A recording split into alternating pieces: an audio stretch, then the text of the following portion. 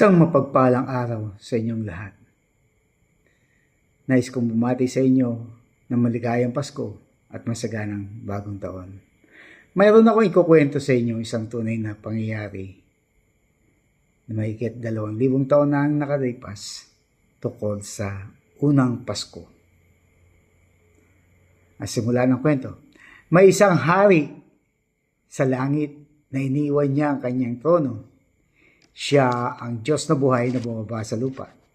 Nagkatawang tao, pinagbuntis ni Mariang Birhen sa pamamagitan ng banal na Espiritu Santo. Sinabi ng anghel ng Panginoon kay Jose na Jesus ang ipapangalan sa sanggol dahil ililigtas niya ang kanyang bayan sa kanilang mga kasalanan. Ipinanganak si Jesus sa Bethlehem, sinilang sa sabsaban dahil wala nang lugar para sa kanila sa bahay panuluyan o tinatawag nating hotel sa ating panahon. Sa aklat ng Lucas 2, ang mga pastol at ang mga anghel. Simula sa talatang 8, doon ay may mga pastol na nasa parang at nagbabantay sa kanilang mga tupa ng gabing iyon. Lumapit at tumayo sa kalagitnaan nila ang isang anghel ng Panginoon at nagliwanag sa kapaligiran nila ang nakasisilaw na kaluwalhatian ng Panginoon. Ganon na lamang ang kanilang pagkatakot. Ngunit sinabi sa kanila ng anghel, "Huwag kayong matakot. Ako'y may dalang magandang balita para sa inyo na magdudulot ng malaking kagalakan sa lahat ng tao. Sinilang ngayon sa bayan ni David ang inyong tagapagligtas, ang Kristong Panginoon. Ito ang inyong palatandaan.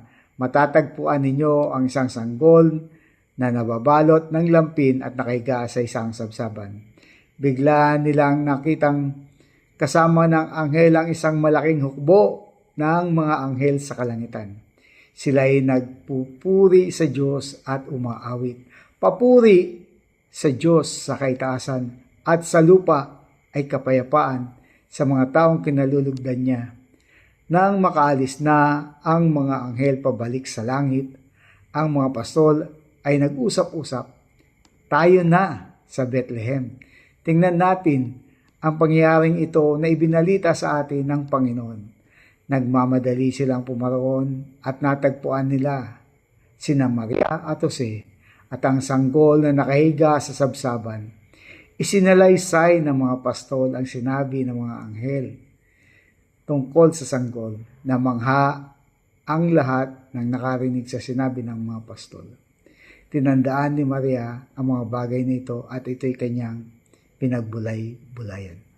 Umalis ang mga pastol na nagpupuri sa Diyos at nagpapahayag ng kanyang kadakilaan dahil sa lahat ng narinig nila at nakita.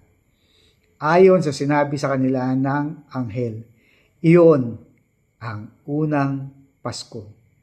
Kung kaya tayo nga ay nag-celebrate ng Kapaskuhan sa pagpapatuloy sa Lucas 2, talatang 40, lumaki ang batang si Jesus at naging malakas at siya'y napakatalino at kalugod-lugod sa Diyos. Lumipas ang 30 taon, lumaki si Jesus at nagumpisa sa kanyang ministeryo. Ipinahayag niya ang magandang balita tungkol sa kaharian ng Diyos. Tumagal ng 3 taon at kalahati ang ministeryo ni Jesus. Siya ay ipinadakip, pinarusahan, binugbog, sinugatan, ipinako sa krus. Namatay para sa ating mga kasalanan. Inilibing, bumaba sa kailaliman ng lupa. Pagkatapos ng 3 araw, si Jesus ay muling nabuhay, nagpakita sa mga apostol at 500 tao pa.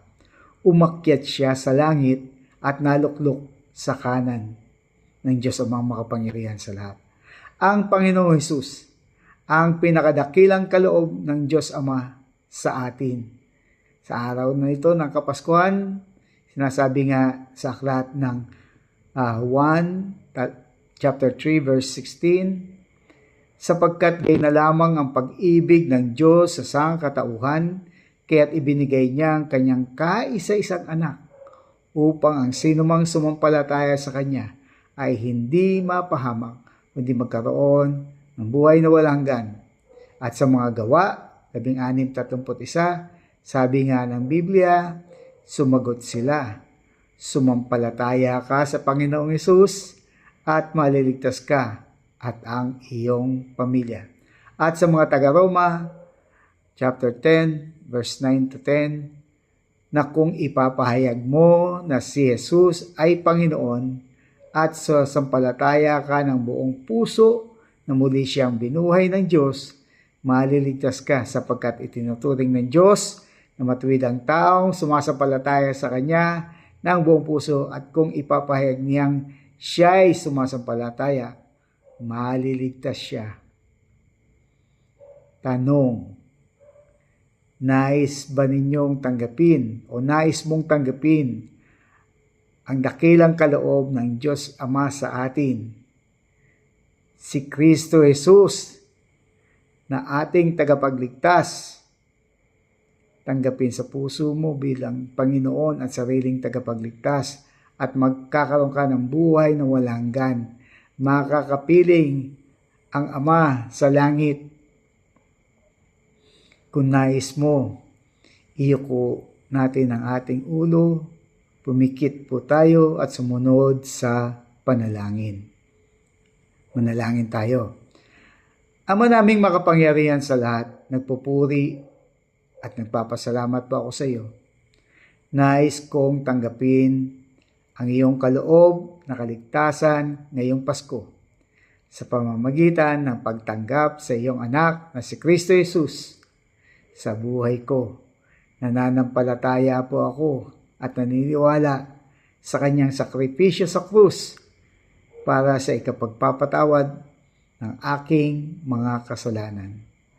Panginoong Hesus, pumasok ka po sa puso ko bilang aking Panginoon at sariling tagapagligtas. Ikaw na ngayon mag-ari sa puso at buhay ko magpakailanman. Amen. At kung sumunod ka sa panalangin na yan, kapatid, ikaw ay mayroon ng buhay na walang hanggan simula sa mga oras na ito. Tandaan mo, magkakaroon ka ng buhay na walang hanggan kasama ng ating Diyos Ama sa langit, ang ating Panginoong Jesucristo at ng Banal na Espiritu Santo. At lahat ng mga nanampalataya sa kalangitan. Amen. Pagpalain po kayo. Magandang araw sa inyong lahat.